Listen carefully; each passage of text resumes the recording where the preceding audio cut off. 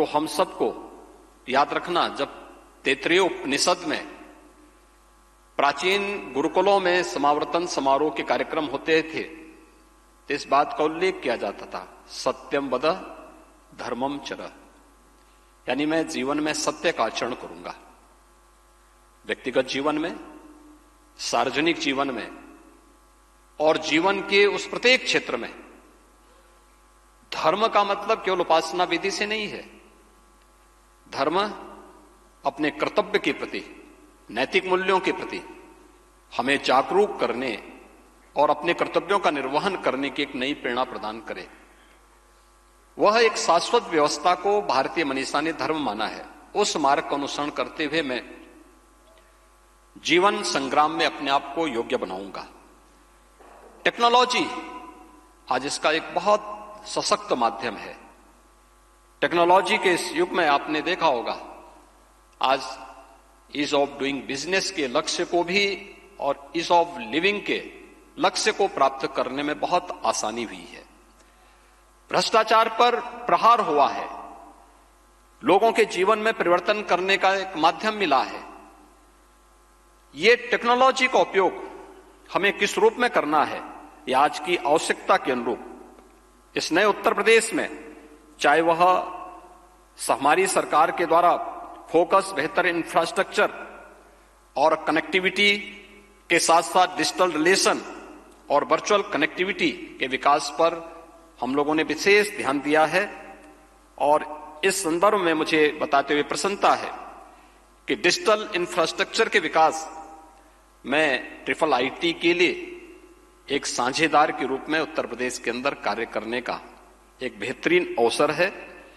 खासतौर पर उत्तर प्रदेश ने जो अपने लक्ष्य निर्धारित किए हैं, आपने उत्तर प्रदेश के अंदर फरवरी 2023 में आयोजित ग्लोबल इन्वेस्टर समिट में जो प्रस्ताव उत्तर प्रदेश को प्राप्त हुए हैं, मुझे बताते हुए प्रसन्नता है कि अब तक 40 लाख करोड़ रुपए के प्रस्ताव उत्तर प्रदेश में इन्वेस्टमेंट के उत्तर प्रदेश सरकार को प्राप्त हुए हैं। इसमें खासतौर पर उत्तर प्रदेश को डाटा सेंटर का हब बनाने, उत्तर प्रदेश में सेमीकंडक्टर, स्टार्टअप और इलेक्ट्रॉनिक्स मैन्युफैक्चरिंग के विकास से संबंधित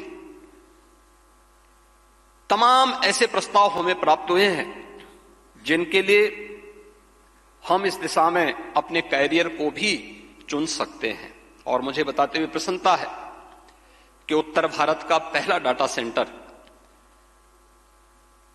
नोएडा, ग्रेटर नोएडा में प्रारंभ हो चुका है। इसके साथ ही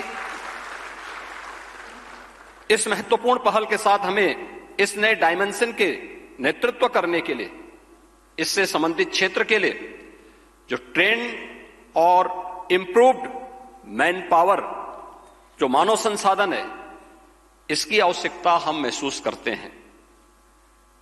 इसी तरह प्रदेश सरकार के द्वारा अलग अलग सेक्टर में जो कार्य किए जा रहे हैं, और खासतौर पर जो मैंने पहले भी आपसे कहा कि टेक्नोलॉजी और डिजिटाइजेशन ने ईज ऑफ लिविंग के लक्ष्य को प्राप्त करने में बड़ी मदद की है।